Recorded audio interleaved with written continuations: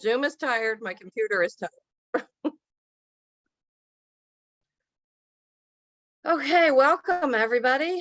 We will get started shortly.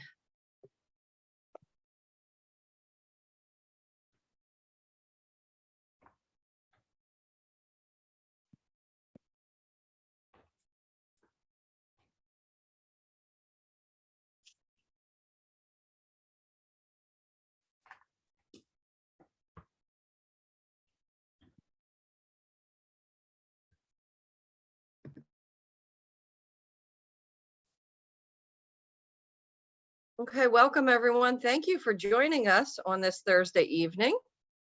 For those of you who don't know me, my name is Jennifer Coffey, and I have the privilege of serving as the Executive Director of ANJAC. I'm joined this evening by several ANJAC colleagues. We have Liz Ritter, Randy Rothmel, Sheila Baker-Grujal, and we have the esteemed and Cheryl Reardon. Sorry, Cheryl, you were hiding there in my my Zoom panel. And we have the esteemed Dr. Chris Abrupta from Rutgers University, who's not only a PhD, but a PE, and he's going to be of great help to demystifying site plan applications for us this evening. But before we begin, as you know, if you've been attending these sessions, they are recorded. And yes, we will send the link out to all of the recordings to everyone who is registered, and you may share them with anybody and everybody you would like.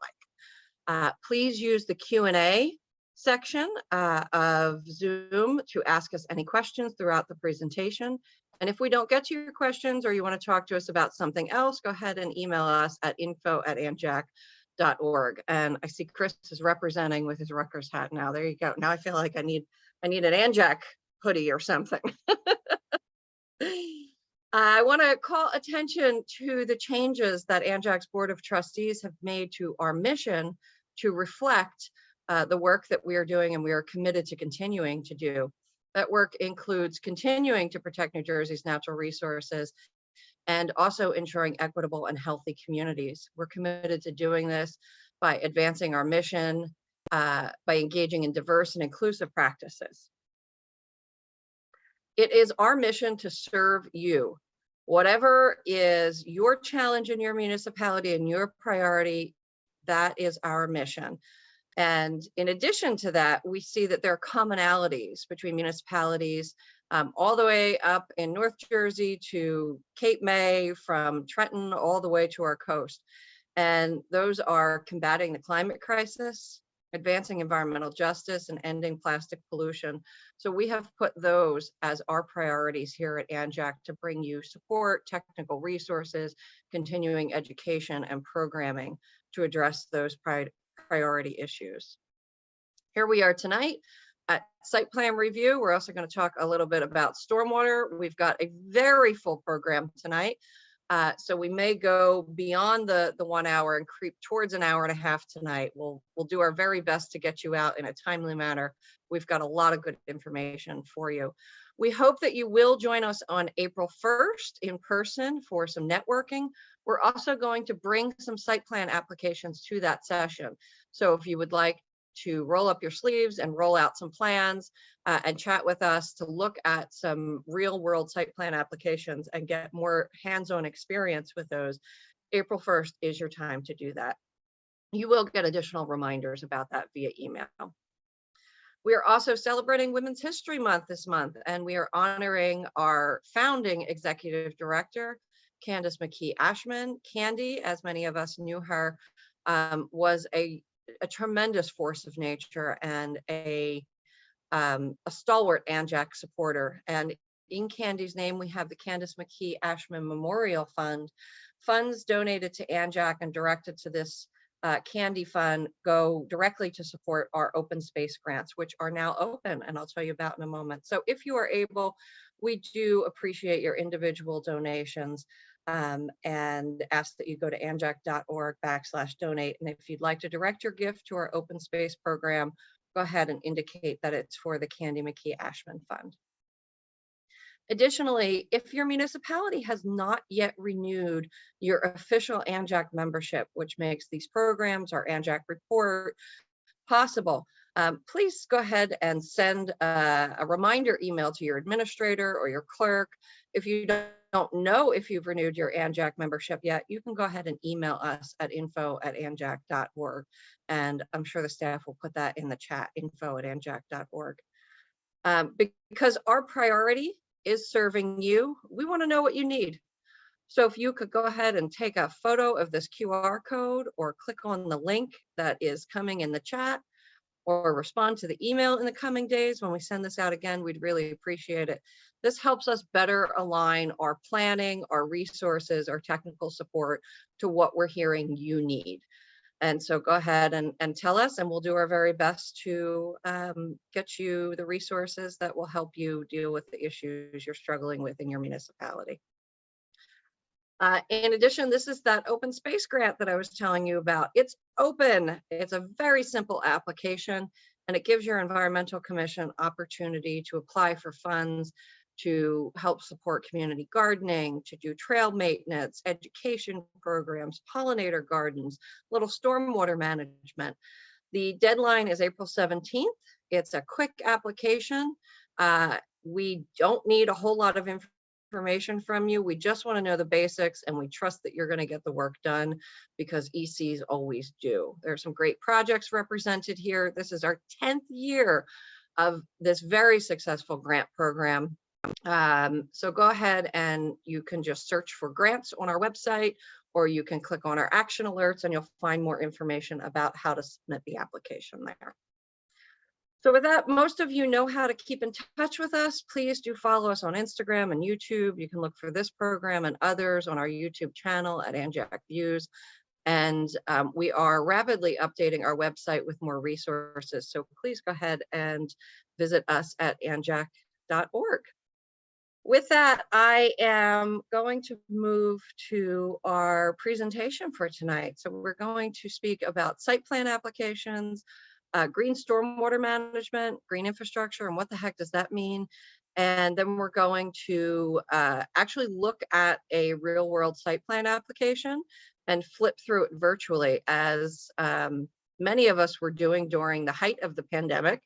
And we hope that that's useful for you tonight. So I want to say a few words about site plans. And if we were in person right now, I would ask how many people have reviewed a site plan application before? And we would see probably a mixture of some people who are very familiar, some people are unfamiliar. I will say I've been reviewing site plan applications for about 20 years. I'm not a planner, I'm not an engineer. I just jumped into the deep end of the pool and was happy to start figuring it out. And every time I hear Chris and Randy and others who are very familiar with reviewing site plan applications talk about it, I learn something new. You don't need to be an expert, you just need to start with reviewing site plans and subdivisions. So tonight, as I said, we have myself, we have Dr. Chris Abrupta, and we have our very own Dr. Randy Rothmel are going to walk us through site plan application and talk a little bit about stormwater in particular. So this is where we are. Earlier this week, we talked about environmental resource inventories, also known as natural resource inventories. We talked about the importance of master plans and zoning this afternoon. So if you missed that session, you can go back and take a look at that next week. And ordinances. As I said earlier today, once an application is deemed complete and it goes to your land use board, whether it's planning board or zoning board or combined board, the job of that planning board or that land use board is to assess if that application meets the local ordinances and zoning. And if it does, they have to vote for the plan. Now, variances are a slightly separate subject, but if you've got an application for a big warehouse that you don't want and it meets all of the zoning requirements, your planning board is required to vote for it. So you need to get in and look at the zoning beforehand. And we talked a lot about that this afternoon. But this is once the application is deemed complete, it has all the bits and baubles that it needs to be deemed complete. And now it lands on your desk as an environmental commissioner. And you go, what the heck am I supposed to do with this thing? Well, the first thing is to understand that it has different components. And the different components of your site plan that you're looking at are directed by your local ordinance. And there are traffic requirements, landscaping requirements, infrastructure requirements. When you flush the toilet, where's it going to go? Do they have the capacity to treat it? All of those bits. Sometimes you might see something that's called a subdivision application. That's different than a site plan application. I just want to touch on that very briefly for you. A subdivision application is simply taking a plot of land and dividing it up into different bits. So the idea here is that moving forward, this land will need a site plan application that includes a traffic element, a landscaping plan, information about infrastructure, lighting, sewage, water allocation, etc. But right now, this is simple. It's just a subdivision. They're just dividing up the pizza, if you will.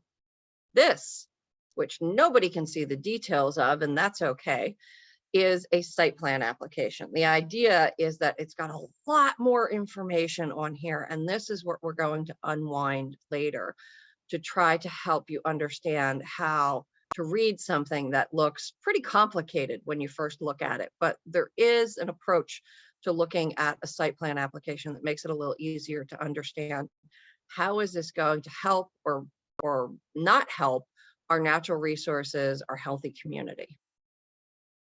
And so why should an environmental commission look at a site plan application when it's really the planning board and the zoning board or your combined land use board that has the authority to approve or not approve or place conditions on that application? Well, that's because the environmental commission is often looking at things that the planning board is not looking at. I will say, as somebody who served on several planning boards, we spend more time talking about the color of a building, whether it's beige or camel or grayish or taupe, than we spend often talking about stormwater. And that's unfortunate. So it's your responsibility to look at what are the impacts to the forest? What are stormwater impacts? Can we do this in a way that mimics our natural ecology better by looking at the landscape plan? Now, fear not, there is an engineer at your municipality that has to look at and approve the stormwater plan, but having the EC, having an informed EC who's had education from Chris Abrupta, go and look at a site plan application can often avoid big problems such as we're seeing here. You've got silt fencing in this picture on the right that my cursor will not, there we go, that is fallen down. That's not helping anymore. So anybody who's done site plan application review before knows that when you're removing this type of vegetation from a vast landscape, that's going to cause some problems and you're going to need some additional monitoring. So here's the ideal process of what happens with a site plan application review. Ideally, there's a pre-application meeting. So a developer has an idea for hopefully something new and novel and interesting in your town, or maybe it's not so new and novel, but they come in and they say, hey, this is what we're thinking of developing on this plot of land. We'd like to talk to the Environmental Commission. If the Historic Society needs to be engaged, maybe a member of the administration, maybe the planner or the engineer. So you get a few folks together where you're not triggering quorum, so you don't necessarily have to notice the meeting, and you talk about the application before the developer has put tens of thousands of dollars into architectural designs and traffic studies and securing letters from the wastewater treatment facility. So before there's a huge investment, there's a conversation.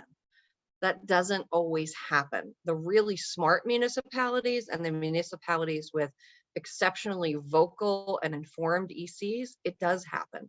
And we could give you some examples. So once you get the application and you have it as an environmental commission, you want to understand, what's my deadline? When is this coming up to the land use board or the planning board? So when do I need to know that I have to get you my comments by? And then the EC will review it and you will submit a report to whichever board it's going to, land use, planning, or zoning, and they will hopefully consider what you have written to them and it will have a positive impact on the application. By the time an application is at this point, you're likely not going to stop it. We often get calls and say, oh my gosh, this thing doesn't belong in our town and we don't like it. And we say, well, does it meet the zoning? Does it meet the ordinances? And if the answer is yes, it's likely going to get approved. So you're working around the edges to make sure that during construction and after construction, the development is most protective of natural resources and supportive of healthy community goals. This is one of the very, very few positives, as far as I can see, that came out of the COVID pandemic. We now have a lot of applications in municipalities that are available electronically. Developers could do this for a long time. The internet isn't brandy new, and they were submitting electronic applications to municipalities, but there was a reticence in making it publicly available. But there are so many options now with the cloud and Dropbox and Google Drives to be able to make development applications available electronically and to the public. They can be a little challenging to see, and they're not to scale, because once you start blowing something up, the proportions are off, but you can get a good sense of what the application looks like. Again, on April 1st, when we're together, we will have some site plan applications for you to get hands-on and to look at the actual large-scale plat maps that are also required to be submitted to the municipalities. Here's where your NRI or your ERI comes in. So once you've got the site plan application, either electronically or physically, you then want to open up the maps and start checking it out and start seeing what's proposed in this particular area of your town. And it's a really good opportunity to pull out your ERI or your NRI and say, what do the soils look like in that area? Do we have any flooding problems in that area? Is there perched groundwater in that area? So just get a sense of what's happening in that region. I will tell you that all soil borings and on-site testing that's done trump what's in your ERI, but looking at your ERI or your NRI gives you a good sense of what's happening in that region. Is there a contaminated site? Are there wildlife issues in that area? Are there any threatened and endangered species? And in addition to your natural resource inventory, you can go ahead and look at Conservation Blueprint, which pulls together many of the most up-to-date data sets that we have for the state of New Jersey, which are plentiful. So you've got contaminated sites, you've got floodplains, you have threatened and endangered species land, et cetera, et cetera.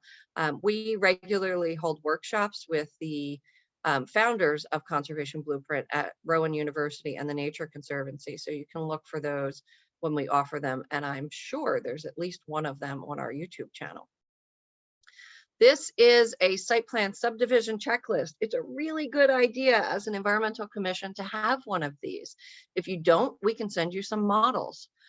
The idea here is that you are just working through and making sure you're not missing anything as you're reviewing the site plan application. So you open up the map electronically or physically, and the first thing you do is you look, how close is this thing to my house, right? Because we all live in the same town of this application that we're reviewing.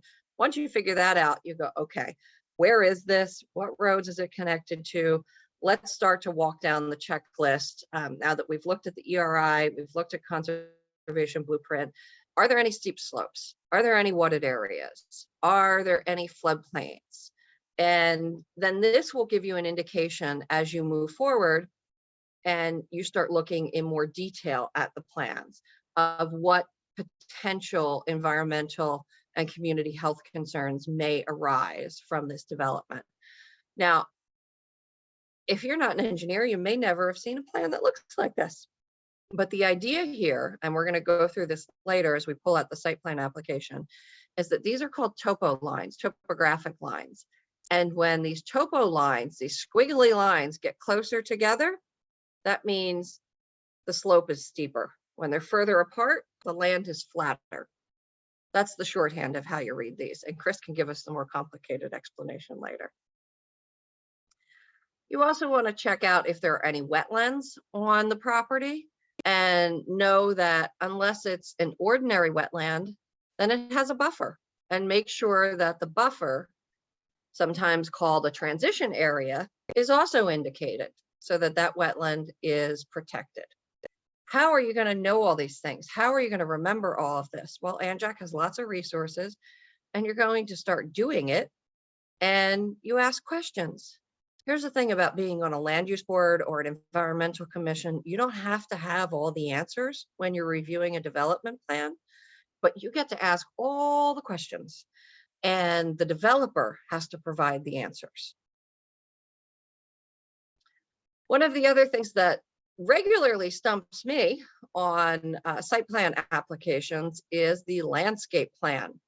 Now, I went to 12 years of Catholic school and I was forced to take some Latin, but we never did plants. So I do not understand Latin names for plants, and I certainly can't tell you what's native and what's not native when you start talking Latin in plant to me. So having an EC member or a friend of the EC who is very familiar with vegetation and plants can be a great asset for you. And that way you start to understand, are you putting the right tree in the right place? Are you looking at supporting pollinator goals? Are you looking at using plants that have deep roots that might help with some localized flooding in addition to the required stormwater management? So these are things that you can start to look at, and it really depends on what the makeup of your EC is and what your goals are and what you're going to pay attention to. We do encourage at ANJAC everybody to do a site visit of the development that is proposed. Now, this doesn't mean that you just wake up one random morning and make yourself a cup of tea and go wander on over. That's not a good idea.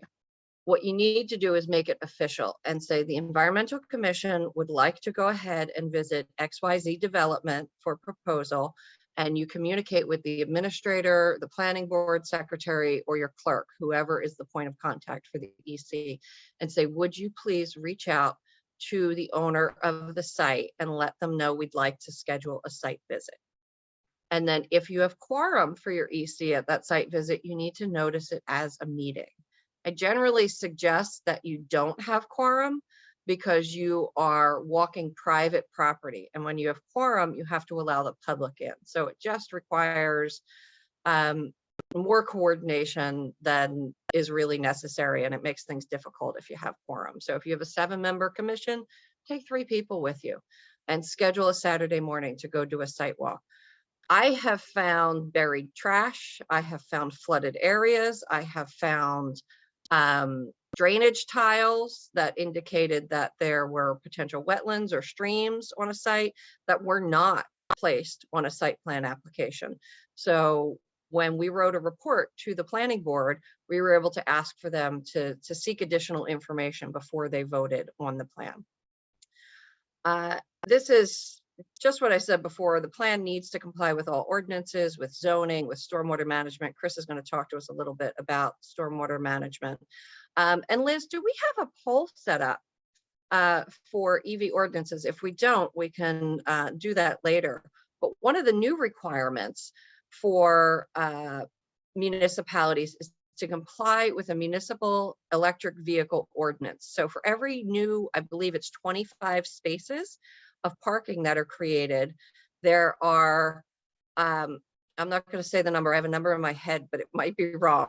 There are a certain number of electric vehicle made ready charging stations that need to be constructed as well. So we're working with the state of New Jersey to ensure that there's compliance with that EV ordinance. And we were talking about doing a poll, but I'm not sure. I have it now. I will launch it now. Okay.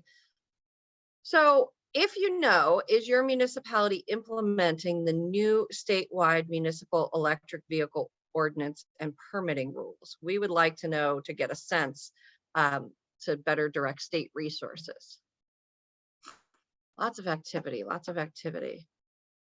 Lots of people not sure, and that's fine. This is a fairly new requirement. I wish I could vote, but I'm technically not wearing my municipal hat tonight. I know we are complying in my town. All right, I think we can close it out, Liz. It looks like we've got a good amount of people. So I see that we have about 54% are not sure. 11% say no, so that's interesting. And if you want to shoot us an email, of any struggles you're having in your town, you can email info@anjac.org. And we could always suggest that certain members of the state give a call to your planner or your administrator in your town. And we've got 34% solid yes. So excellent. Thank you so much for helping us collect that data. Really appreciate it. And as I mentioned several times, you're going to look at this site plan application, you're going to dissect it, you're going to ask lots of questions, some of which you don't have the answers to. You're going to potentially schedule a site walk and go out and look at the site. You might find something new, or you might confirm that everything looks right on the plan. And then what are you going to do? You have to write a report. So you have to write all this down, and you have to get it to the land use board, the planning board, or the zoning board in a timely manner for their next meeting. The first piece of paper I pull out of an application for site plan is the EC report. Now that's me, and you probably expect that, but I know a lot of our planning board members do that. And so it's one of the first things they look for. If the EC report isn't there, I'm asking, where's the EC report? If it's a simple application and you have no comments on it, write a report that says the EC reviewed and have no questions or findings. It lets your planning board know that you're active and that you're working on issues. And then send a member to the meeting to read the report into the record to make sure they're looking at the report. You've done a lot of hard work. You've got to do the follow through to make sure that the land use board is looking at your reports. So that's what I have as a brief overview of site plan application. Do we want to wait till the end to take questions, Liz? Do you think that's probably the best? We've got no questions that I see. I think so. I Awesome. think we can go ahead and break out the point, have Chris do his presentation. Wonderful. So Chris, we're going to turn it over to you and ask that you share your screen to talk to us about green infrastructure. And I will say that I've heard this presentation several dozen times, and I do learn something new every time. So I'm gonna turn my camera off and pay attention myself. Thanks, Chris. Okay, can you hear me? Is this great? Yep. Good? Okay. We've got you, and Excellent. we can see you. So this will be really quick. Okay, so in 2004, the stormwater management rules came out, and it required all developers to reduce peak flows and flooding. Okay, so the idea was to hold the water back and let it out slowly over time. Okay, so that's always been part of the rules, but in 2004, they added two new rules. One, that you need to maintain infiltration and groundwater recharge. And number two, you need to reduce pollution discharge to local waters. So in other words, you need to, if you have a site that's maybe 50 acres and it was recharging 1 million gallons of stormwater a year, after you put up those townhouses, that warehouse, whatever it is, it needs to be recharging 1 million gallons of stormwater a year. And the second requirement is that you need to remove the sediment that washes off any of the motor vehicle surfaces. So any of the parking lots, the driveways, the roadways has to get filtered. All the water that runs off of that has to get filtered, and you have to remove 80% of the sediment. Okay. In 2021, they updated these rules and they said, well, now you have to satisfy still those three requirements, but you have to do it using green infrastructure. Okay. So what is green infrastructure? So this is DEP's definition of green infrastructure. It's stormwater management close to its source. So instead of building that big basin at the bottom of the hill, where all the water runs down through the entire development, picks up all the pollution, goes to that basin, instead they want you to scatter smaller stormwater management features throughout the entire development and treat water closer to where it lands. Okay. And you want to treat it by infiltrating it into the soil. You want to treat it by running it through vegetation and soil, or you want to store it so you can reuse it later. So those are the definitions of green infrastructure. So we have lots of different green infrastructure practices that DEP recommends. This is one of them. It's called the bioretention system, often referred to as a rain garden. Simply a shallow landscape depression designed to capture stormwater and let it slowly seep into ground. Here's a picture of one taking water from a library. They have cisterns is another system, which is just a big tank to capture water, very similar to the rain barrel that you may have at your house, but these are much bigger in size, right? You see all kinds of cisterns here. Sometimes they're underground, sometimes they're above ground. The one in the lower right is taking runoff from the rooftop of a Department of Public Works building in Clark, New Jersey. Another system is dry wells. This is basically a plastic tank underground surrounded by stone. And the idea is the roof runoff goes into this tank and it slowly percolates into the ground through the stone and eventually recharges the groundwater table. People like using these because they can put them under their lawn and then replant their lawn and still have that nice grass lawn that they like, and then have the stormwater system underneath the grass. The next system is a grass swale. Now, swale is just a nice word for ditch. So the idea, grass swale is just a ditch that's filled with grass and water goes from one location to another. As it's slowly flowing through the grass, it's getting treated, it's getting filtered, and possibly getting infiltrated into the ground. The next system is a green roof. We often refer to this as the sexiest of all green infrastructure practices. Green roofs do very little for stormwater management. They can only manage about a ½ inch of rain because they're often very heavy. And when you put that extra weight on your roof, you really have to have the right structure to hold it up. So it would cost more money to build a building to hold a green roof because you have to have a stronger structure under it. And you can see here's a picture of one, another roof that is a green roof. Another system that they recommend is this infiltration system. So this is very similar to basins that we normally have, but a little smaller in size. And the idea is it has 6 inches of sand in the bottom and it fills up with water. And you see the cross section here fills up with water and the water slowly percolates through the ground. Now you can also use these systems to manage larger storms, and that's what this picture is. So in this case, the water comes in, goes in the forebay, passes through the system. There's some sand in the bottom, so it infiltrates, but the rest of the larger storms store in these outside areas, and then it infiltrates into the ground.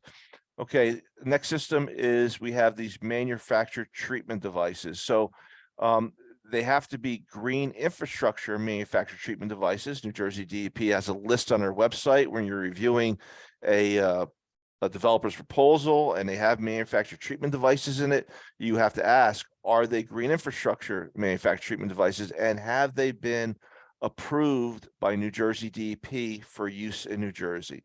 So here's 2 of them, and you can see this is a tree growing out of this box. Water goes into this box and filters through the soil in the box into the ground. Here's another one, has just plants in it. Water goes through the curb into the box. So this is what we would call a manufactured treatment device. Filters out the water, does get some infiltration into the ground. One of the best systems that we have is this permeable pavement systems.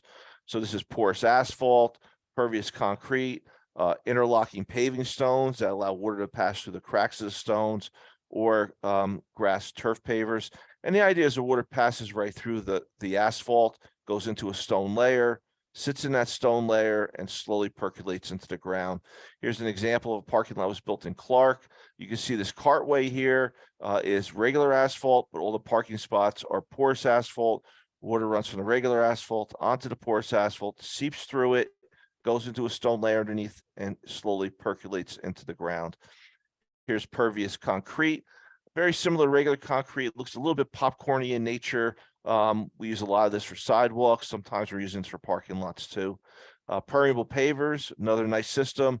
Water goes right through the cracks between the paving stones, gets into that stone layer, slowly percolates into the ground. This system is much more expensive than the other 2. So often we don't see this in a lot of areas because it is so much more expensive. And then we have grass pavers.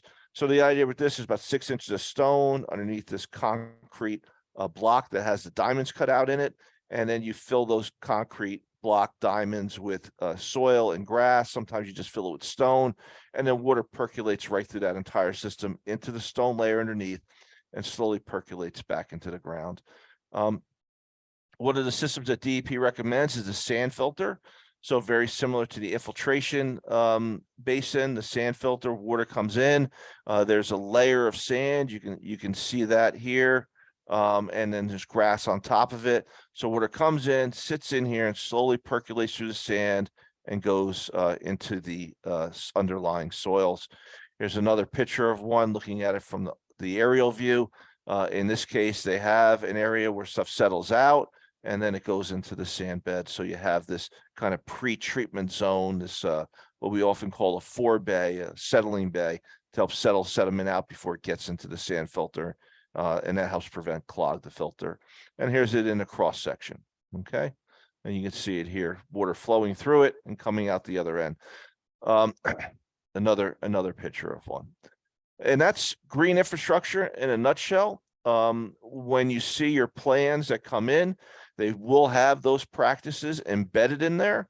So you're going to have a lot of porous asphalt parking lots, maybe porous asphalt driveways. You're going to have a lot of bioretention systems or rain gardens.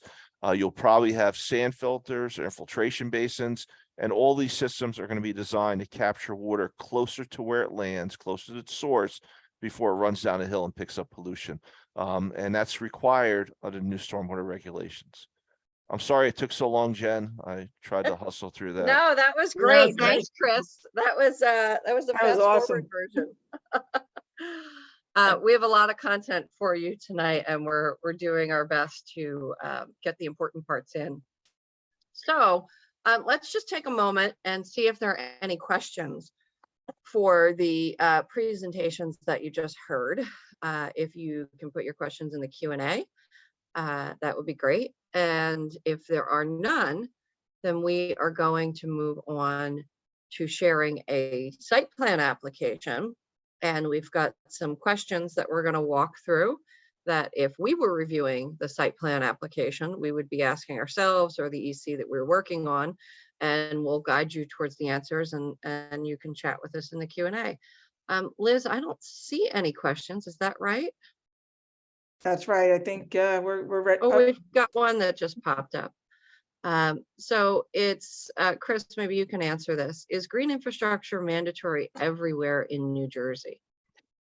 So for all major development, and the major development's considered any development that disturbs more than 1 acre or increases the impervious cover by 1/4 of an acre, you have to use green infrastructure to manage your stormwater, to achieve the requirements, the 3 requirements that DEP has. One is water quantity, the other is water quality, and the other is groundwater recharge. If you cannot do that with green infrastructure, you could still use a traditional detention basin like they've been using in the past, but you need to get a variance for that. And you often have to do an offsite mitigation project that uses green infrastructure before you're able to move forward. So your answer is yes for any major development. Existing development, there are no requirements to retrofit any existing development with any stormwater management in New Jersey at this time. How was that, Jen? Good? Great, that's perfect. Thanks, Chris. Welcome. It looks like we've had another one that popped in. Oh, we've got a couple. So will we be discussing how developers have to adapt to climate change municipal law that happened last year, and what we need to look for in regards to the plans? So I'll take a stab at that, if you don't mind. I think what is being asked is a question about the municipal climate hazard assessment. And we're not going to talk about that specifically this evening, but we did talk about it in this afternoon's session on master plans and zoning.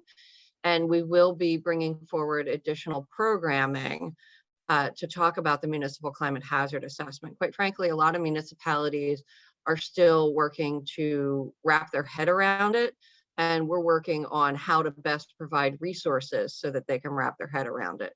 The idea is that municipalities have to proactively plan to look for the impacts of climate change on existing housing stock, on communities that may be in the way of expanding floodplains, of critical infrastructure, ingress and egress emergency routes, hospitals, etc., firehouses. The data that we're looking at for climate change up until 2100 will be finalized in the inland flood hazard regulation rules, which will, I am assured, as per a meeting this morning, be coming out later this spring. They've been proposed, there was a comment period, and we're waiting for final adoption. So once that data is available, it will really help municipalities make decisions better. So that's really all we've got on that at this point in time. Does anyone EC use NJ GeoWeb? Yeah, Chris, do you want to talk about that a little bit? I use Blueprint more than GeoWeb now, just because I find the platform to be a little bit easier and it pulls on the same data. Yeah, so I personally don't use GeoWeb, but I know a lot of people do, and it's a way to get online and find out where the wetlands are and different features are. It is a very nice tool to use. I have ArcGIS on my computer, so I'm able to download layers from New Jersey DEP and look at mapping that way. So I tend to kind of go beyond that a little bit, but GeoWeb's a great tool for people to use to try to figure out what are some of the critical environmental features around development that's going in. So I highly recommend it.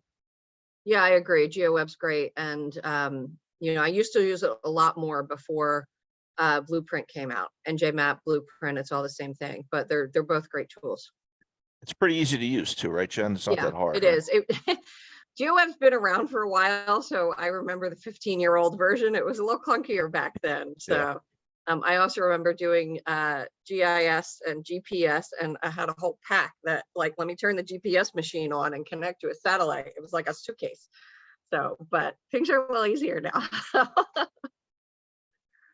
All right, so let's launch that site plan application and take a look at it. And Randy is going to be in the driver's seat for controls for us.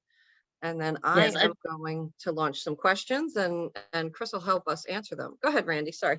Okay, yeah, I was just going to give a little background. This is the plan that we're going to be looking at. It's a plan that was submitted to Princeton, New Jersey. It's a project, it's a mixed use project with an educational, residential and office use that's going to be done on block 16.8 lot 9, which is outlined in green in the middle of the map right here. And the proposed development consists of a new multi-purpose building, 3 residential buildings, pedestrian walks, and new access drive and 3 parking lot areas. The applicant, 10-acre foundation, owns much of the surrounding lots, which I outlined in this like reddish purple area, which I just to note that they do own a lot of the property around it. Its main campus being over here, where there is a Christian nursing care facility and a school nursing. So the development they're proposing is an expansion of their services for additional short-term housing and an educational community center for programming. So you can start with the questions and I'll start zooming in to what we need to be. Great, thanks, Randy. I do just want to note that I know it's tempting when you get a site plan application to start flipping around and looking at the other pages, but there's an enormous amount of information on this cover sheet. And so don't ignore the cover sheet, because it's going to give you a lot of information about the other maps as well. So our first question is the proposed building consistent with the zoning? And the zoning here is an R1 designation, which R to me says that it's some kind of rural. The particulars of the rural zone, I'd have to look up for Princeton and see what it says. But the question is the proposed building consistent with the R1 designation? And it looks like we are working. Yeah, on let me stop sharing for a second, because all of a sudden I froze up. All right, let me try this again. Stop using the internet. That's what we should do. Yeah, I know. It just like I tried to scroll and it stopped allowing me to scroll. So let me try this again. Sorry about that. All right, here we go. Maybe let me get over there now. There we go. Now I'm in the right spot. Well, we're still coming into it. So here we go. We're Okay. on there we go. We're at the zoning table down at the lower right-hand corner of the site plan application. So let's see if we can tell. Are you consistent with the zoning in R1? Chris, you're on mute. So it looks like here, the zoning table actually says R1 place of worship is a conditional use. So in that case, it is appropriate for this land use, for this zone. So you can actually build this complex here pretty easily. Is there any other questions associated with this cover sheet? So, well, not right there. So that's the first thing you want to check. And so this would be going likely to the planning board for review, because they don't need one of those, as I called in this afternoon session, mother of all variances, which is a D variance, which means they're inconsistent with the use. But here they're consistent. So we're all good there. Our next question for this map is, are there environmental concerns outside of the proposed project area. Now, you can't necessarily make decisions based on what's going on outside of a, you know, of the project area, but it could give you an indication of perhaps where water is flowing, or if there are contaminated sites and contamination may have moved. So let's see, Randy, is the actual site There it is. that, sorry, go ahead. Yeah, something happened to my map and I don't know what happened. The map is in the middle here, but it was marked with the streams. But when I stopped being able to share, the whole map got messed up. I don't know what happened to it. That's Oh my okay. goodness. I think we Oh, can see man. some of it. We've got, Yeah.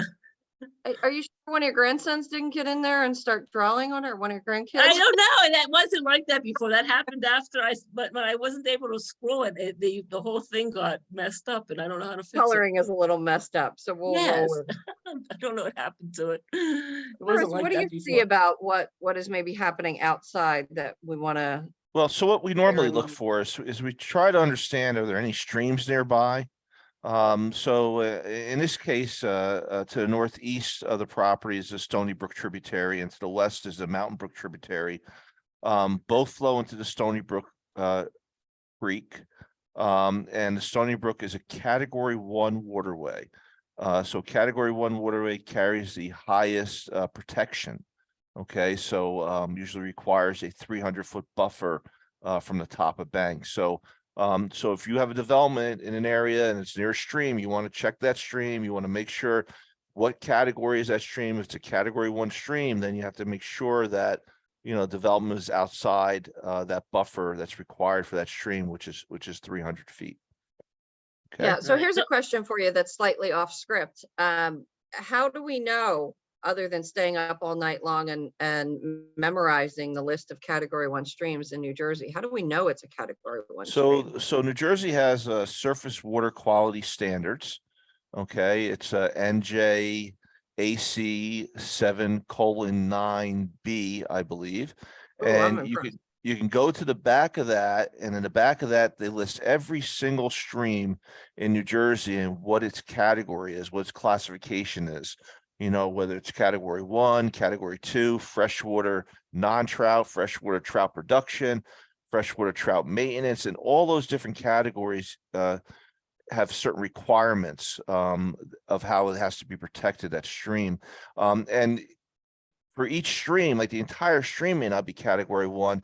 It'll often say, you know, from the bridge on Route 206, you know, down to the bridge on Amwell Road, it's Category 1. Above Route 206, it's not Category 1.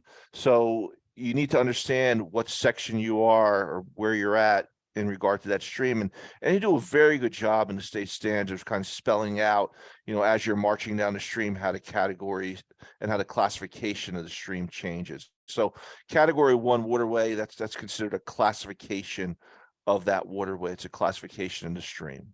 Okay. Thanks, Chris. And You're that will also show up on NJ GeoWeb or Conservation Blueprint map when you pull it up.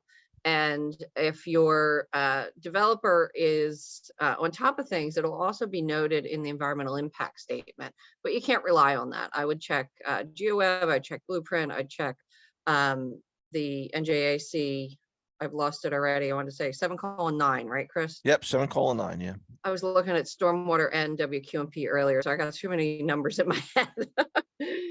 I think that's 7:8 and 7:15. But anyway, so let's talk about variances. Do they need any variances? Are they requesting any variances? So that's often in the zoning table, right, where you have that listed, right? I think if you scan down a little bit, we can see it might actually be highlighted here. Yeah, Randy, we need to. Yeah, up here, up There we go. here, Oh, yeah, you Up here had is it. You had it, Randy. What'd you do? Oh, it's not in the zoning table, I don't think, but there we go. Okay. I think it is in the Right zoning there. table. Right there. There you go. So So we can look at this, and I often look at this when I start to plan. It tells you what's required by the ordinance, what's existing conditions, and what's proposed conditions, right? So you could see for parking spaces, for example, it's highlighted on the bottom. What's required by the ordinance is 136 spaces, right? What existing conditions, they only have, looks like 8 spaces are existing conditions, and they're proposing 55. So 55 is not 136, so that requires a variance. Okay. Let's see.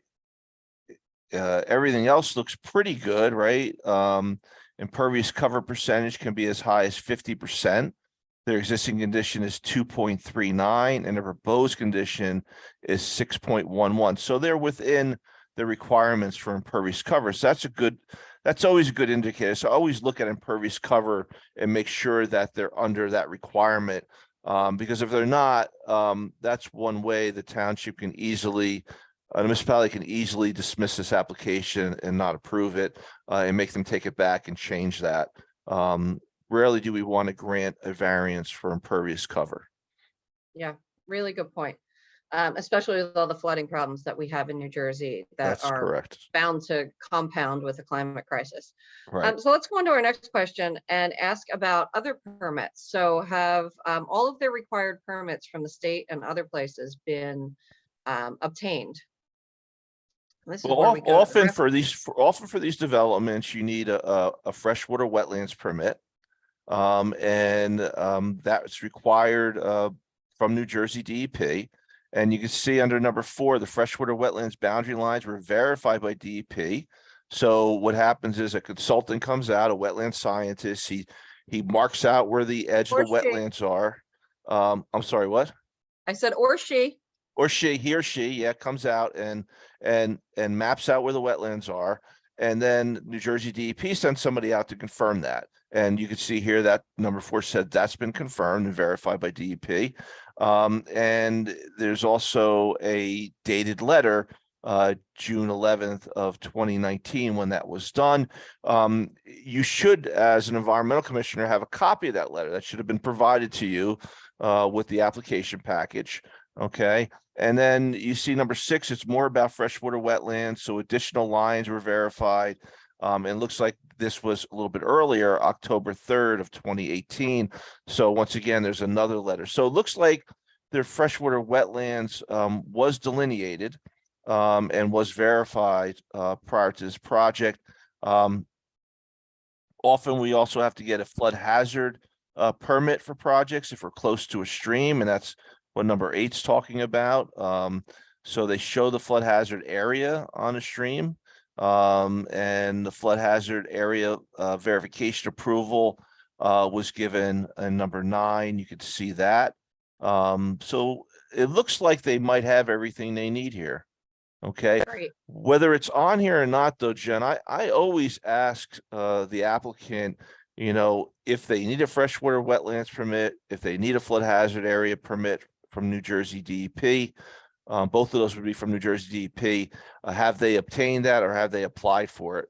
And a lot of times they've applied for it, but have not obtained it prior to submitting their application. So when the planning board approves it, they approve it usually contingent upon, getting those permits. Okay. Correct. And if the applicant can't get that permit from the DEP, then they're going to have to come back to the planning board because it was a condition of approval. That's And correct, something's going to have to change. If they were too close to a flood hazard area, they're going to have to back it up. If they've got problems with stormwater drainage or wetlands line that move, then they're going to have to make those amendments and come back to the planning board for another vote. Okay, great. Let's go to the next map. Let's go to 1A. I don't know that we're going to get through all of these maps, but we're going to do our darndest to get through as many of them as we can. So, oh boy, maybe Chris, you can just tell us what this is. You can orient us as to what. Yeah, so this is just the existing conditions map, and a lot of times they'll submit an aerial photograph of the property, which is great if you're an environmental commissioner in a town because it helps you understand where things are at.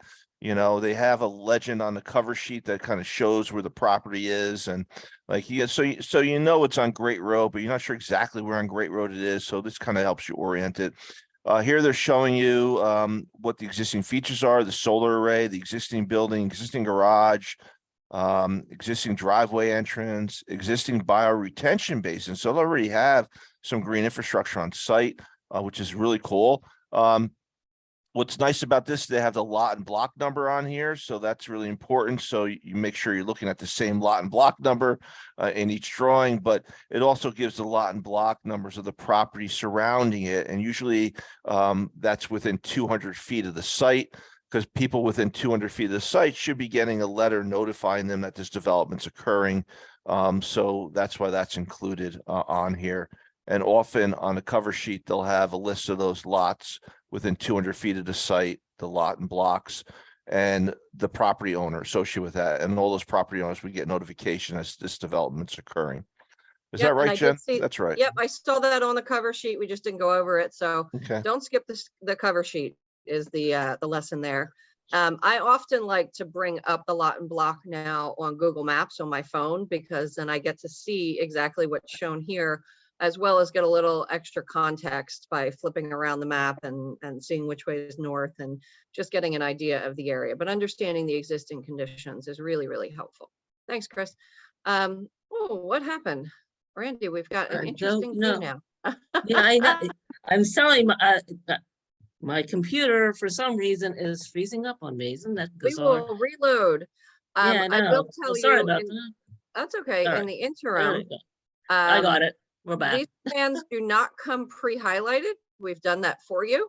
One of my favorite set of tools when I'm looking at an actual paper copy of plans is a multicolored pack of Sharpie highlighters. I'm down to just the pink color in this pack.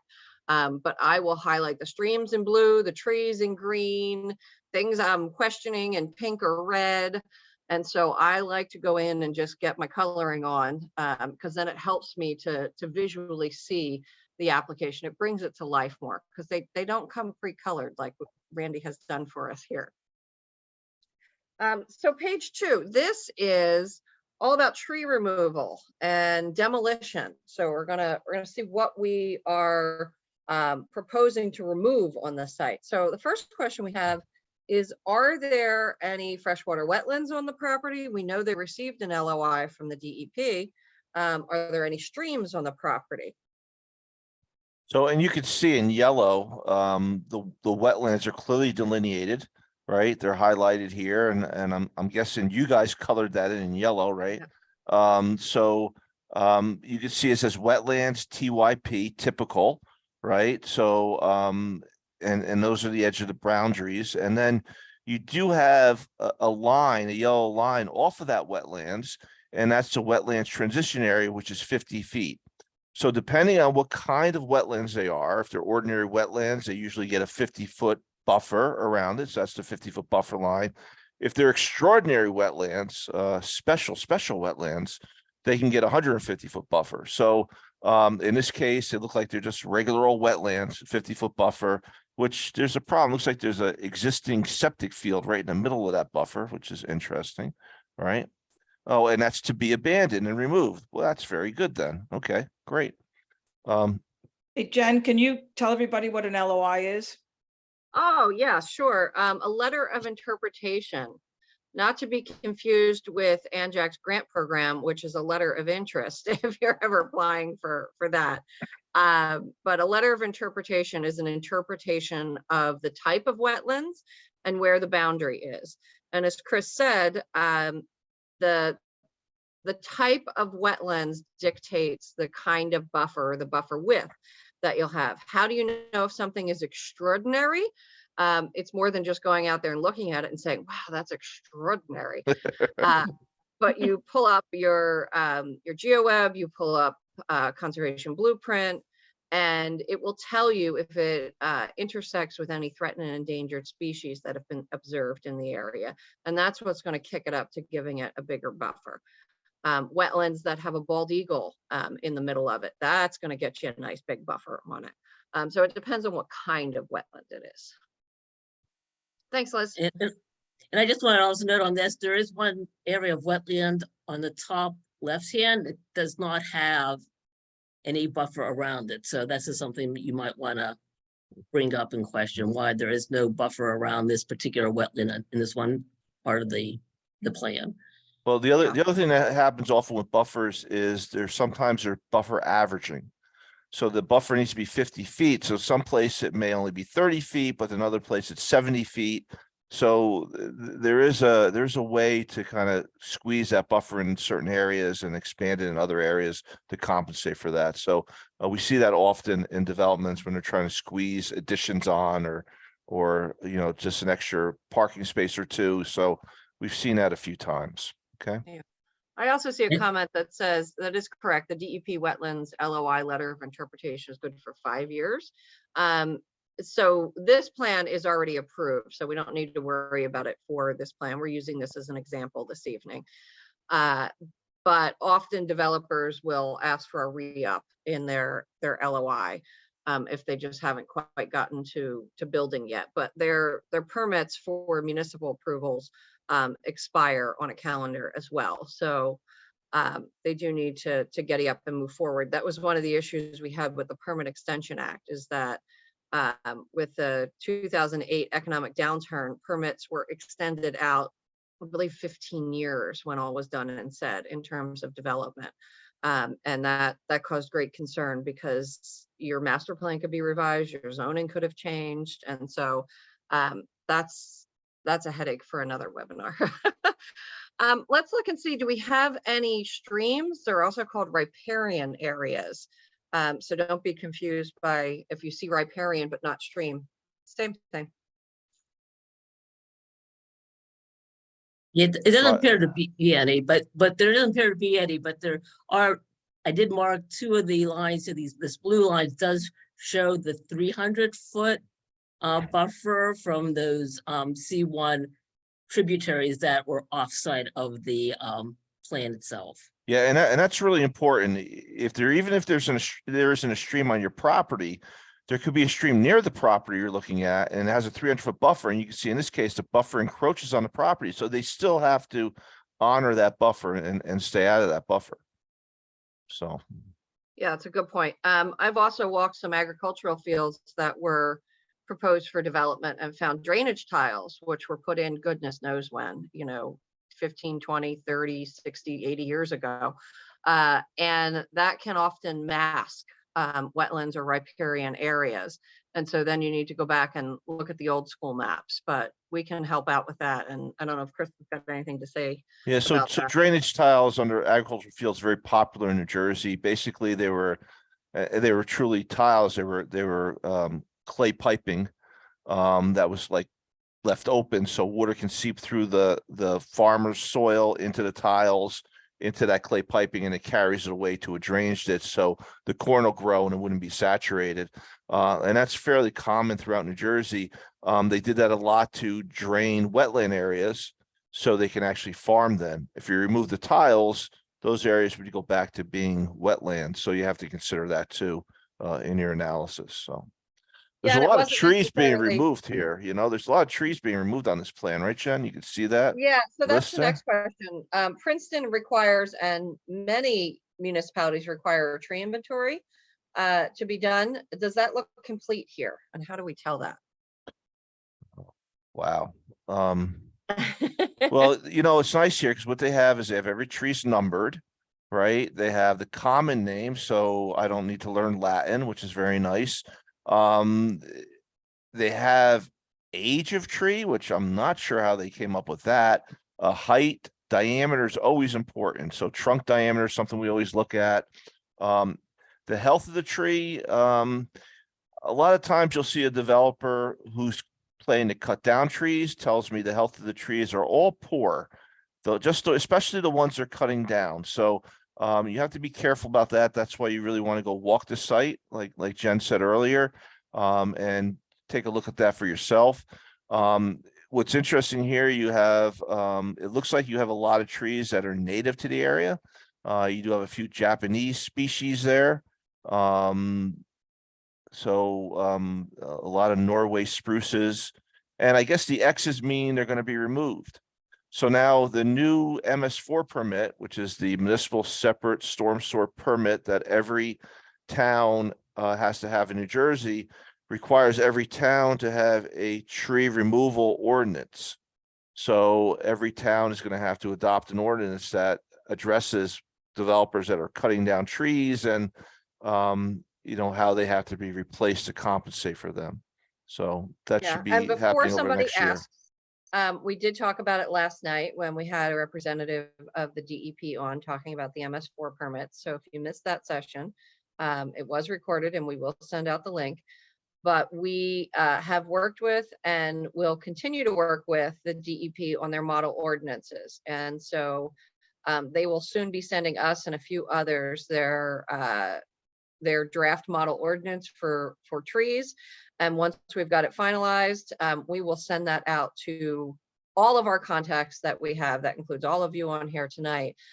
So the model DEP tree ordinance is pending. Don't panic. You're not behind schedule on it. And we will get that out to you as soon as it's finished. I think every town has to adopt it by January 1st of 2024.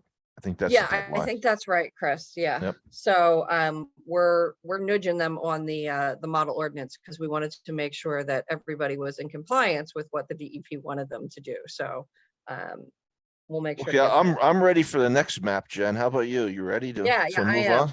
Yeah. So the next one, lots of colors. So we're looking at the previous one. We found the wetlands boundary and the transition line. So I don't know if we need to do that again. Yeah, that's still, that hasn't changed since the previous plan. That's good. Yeah. So I think there's some buffer averaging happening here because we've got a question about, is the transition area being compensated in another area? You talked about averaging before. Yeah.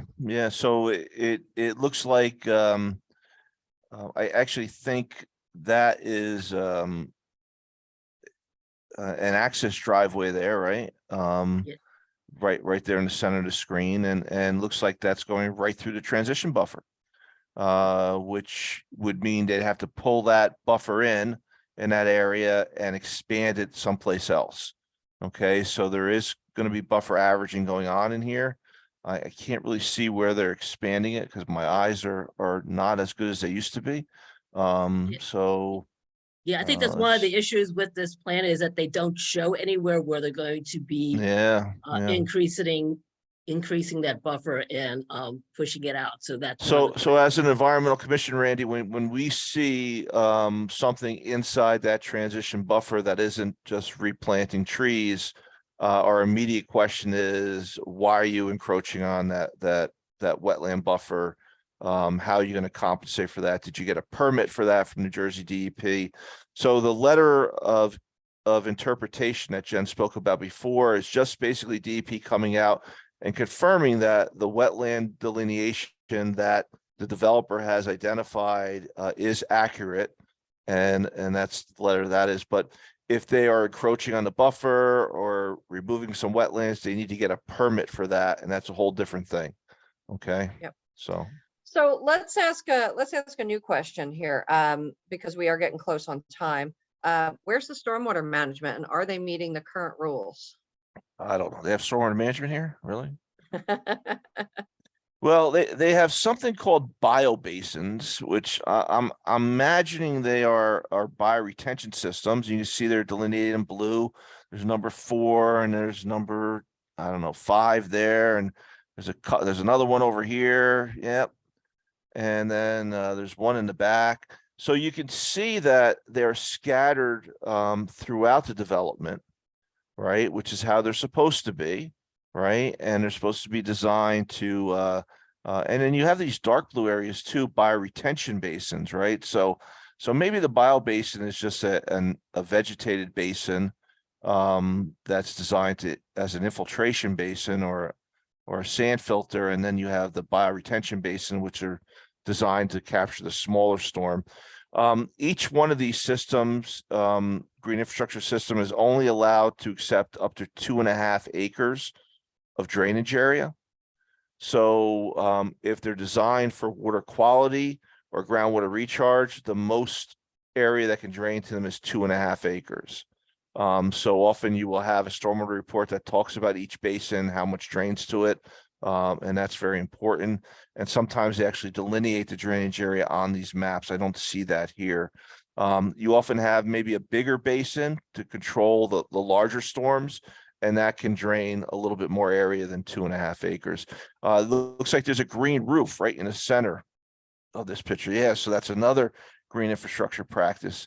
So they got a lot of cool stuff on here. I don't know who this consultant is, but they did a pretty good job, you know. Permeable pavers, look at that. They got that on there too. So that's actually the paving stones, which are the more expensive option. So, oh, we must be in Princeton, right? Okay, yeah, there we go. And not usually you would see porous asphalt, but you know, that's really nice. They're using permeable pavers. And this is really a site that they're attracting people to. So multi-purpose building, you know, so I could see why they would upgrade and go with a fancier type of pavement. So that's really nice. Yeah, so it looks like there's a lot there, Jen. I don't have any problems with this, really. Great, thanks, Chris. So just for time, let's finish up with this map. I got one more question on this map, and then I want to talk about soil borings and why they're important on the next map, and then we'll wrap it up, see if there's any questions. That sound good? Yeah. Okay. So does this plan meet the EV ordinance requirements?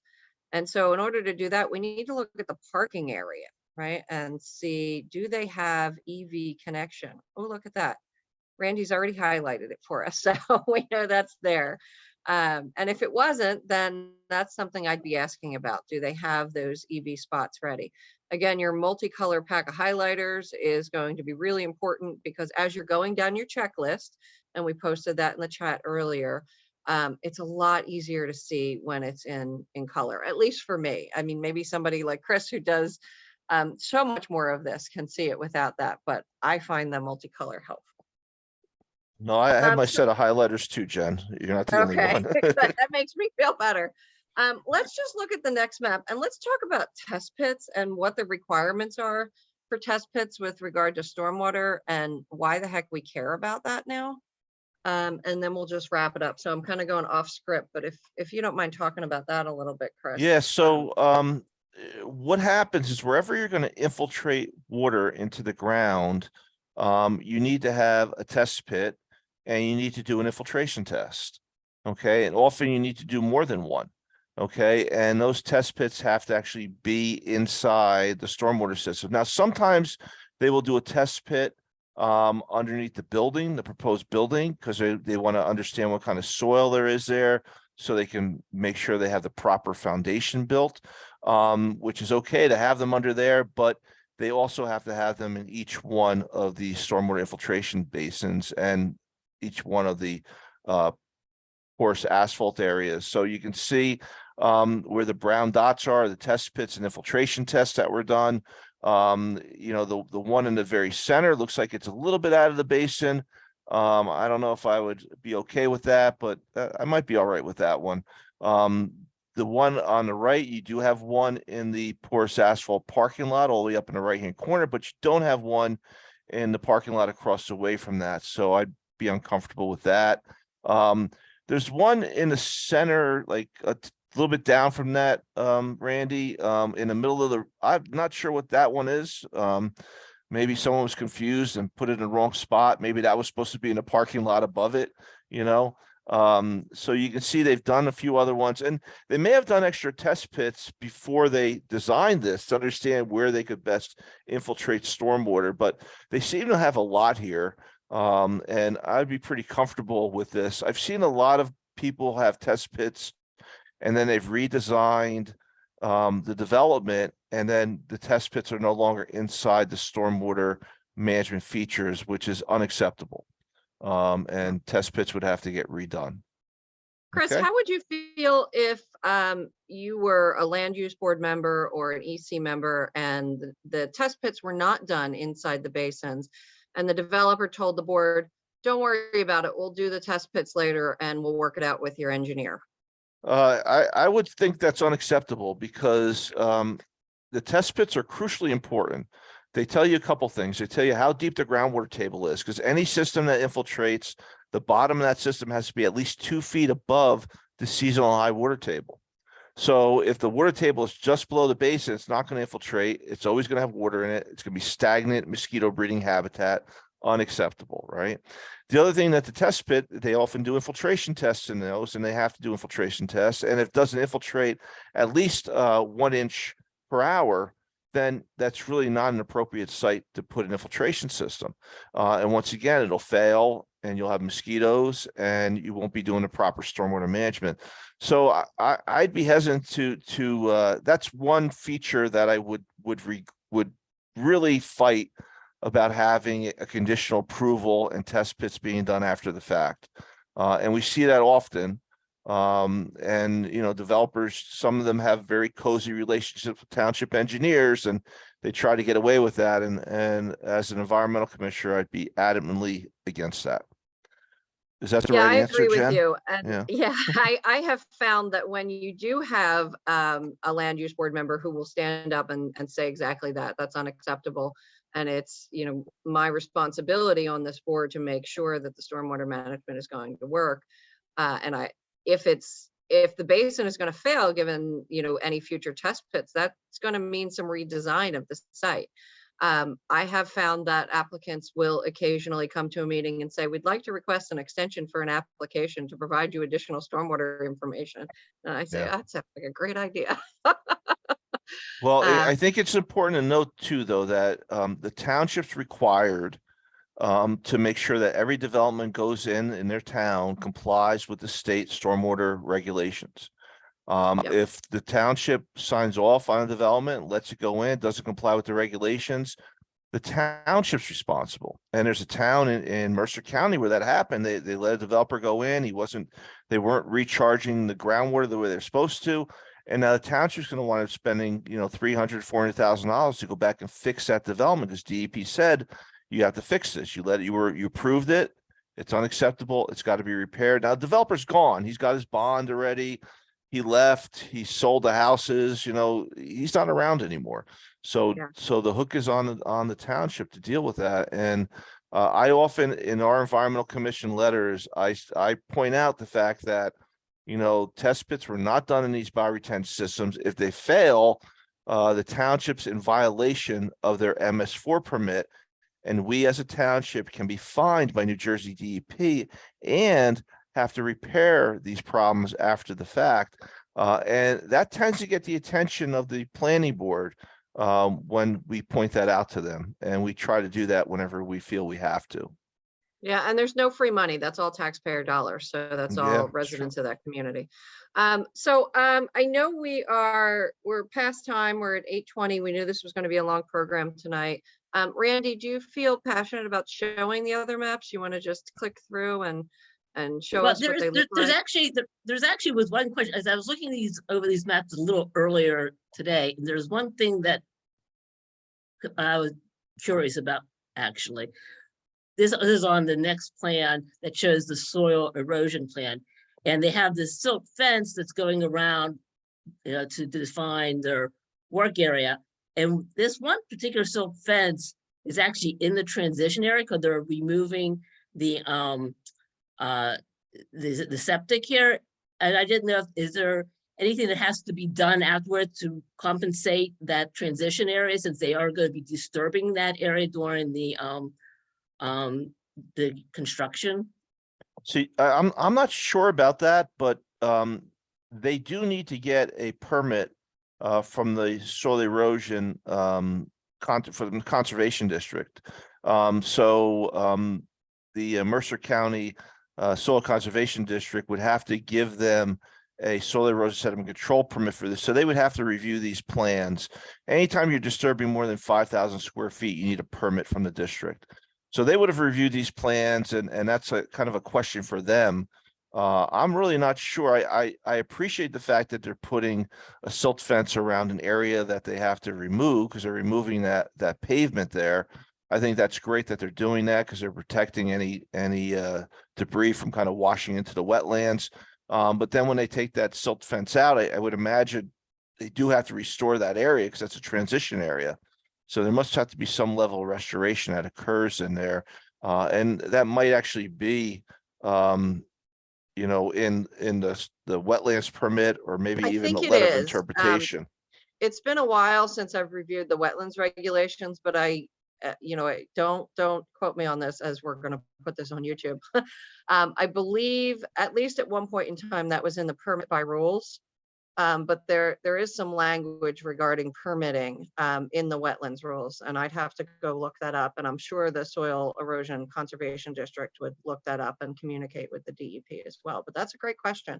Yeah, there is this other area also up here where they're actually the overflow from the one of the retention basins. That there's like there's piping that's actually going into the transition area with the scour hole there where the water is going to eventually discharge into the wetlands, and that's going right through the transition area also. Yeah, they would need a wetlands permit for that, to discharge stormwater into the transition areas. They would need a permit for that from the state.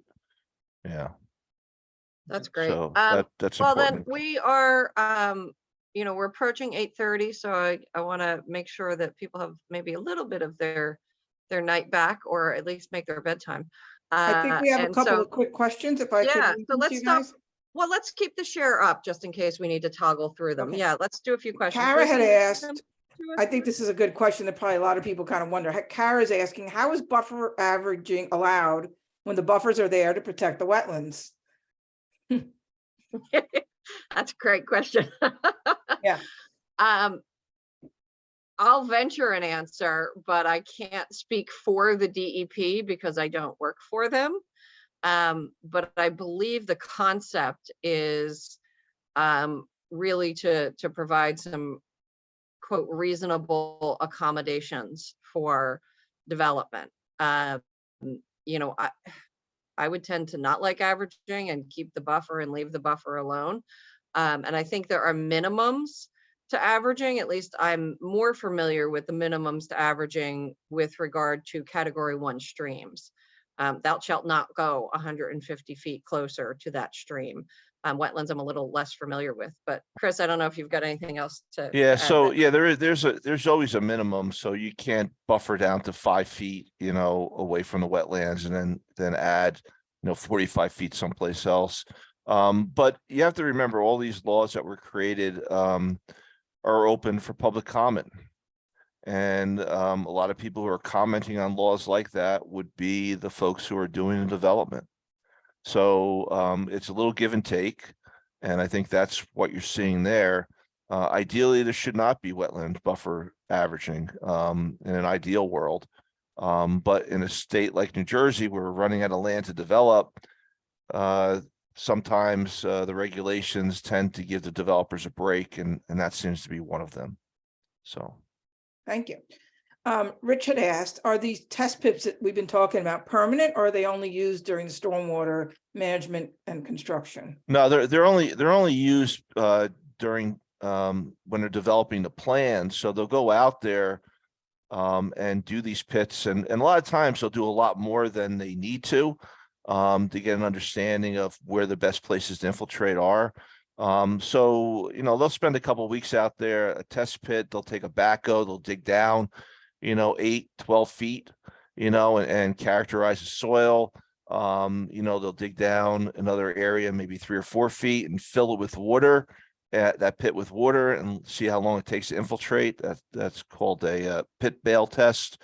So this is kind of soil information that they need to gather to complete the design. So this is always done before the design. A lot of times they'll also look at the soil types. There is a soil map that you can get that tells you whether soil is A, B, C, or D. A is the best soil. They're very sandy, they infiltrate very quickly. D is the worst soil. If you have D soils, you don't have to infiltrate. You don't have to satisfy that groundwater recharge requirement. So we have a lot of times we have soil scientists coming out and saying, well, I know the map says the soil is C, but it's really D, so we don't have to infiltrate. So you have to be very careful about that and make sure that they've done enough testing of that soil to confirm truly that it is not a C soil, that is a D soil, and that you can't infiltrate into it. And that's a common occurrence that we see in our town, is that Every plan that comes in, they're trying to say the soils aren't really what they were shown on the soil map. They really are de-soils and we shouldn't have to infiltrate, even though all the surrounding properties to this one that they're trying to develop has septic systems that are infiltrating every day into the ground pretty effectively. So it's a little hard to believe that just that one little lot in between all these others are de-soils when everything else is B and C. I want to So- come to a meeting where they propose that at your EC, Chris. and Oh, just watch. it's a lot of fun. Yeah. So Thank you. That's Melt all the it right questions just for that, fun. All right, thanks. So that's our questions. Randy, we can stop sharing. Thank you, everybody, for being with us tonight. Chris, thank you so much. You spend so much time supporting ANJAC and environmental commissions, and we don't know how to thank you. wait, enough. I'm not getting paid for this? Oh man. Yeah, we talked about paying you triple, 3x0, right? Yeah, three times what you gave me last year. 3 times 0. Great. Thank you, everybody, for tuning in. All the links will be sent to you. Please join us on April 1st. We'll send out more information about that as well on email. And in the meantime, if you have any questions, you can email us at info@anjac.org. I am so privileged and so blessed to work with really the best staff in the state of New Jersey and the best colleagues. So I want to extend a hearty thank you for making every day, even when we tackle the big things, just awesome to be able to do what we do because of the staff that we have. I just adore the people we work with at ANJAC, and you guys have brought fabulous programming once again to us here for the hundreds of environmental commissioners and land use board members that signed up. So thank you, thank you, thank you. And we will see you all soon. The staff are going to go take a well-needed break now. So hopefully taking a little time off tomorrow after bringing 5 programs to you this week. And we will see you on April 1st. Take care, everyone. Have a good night.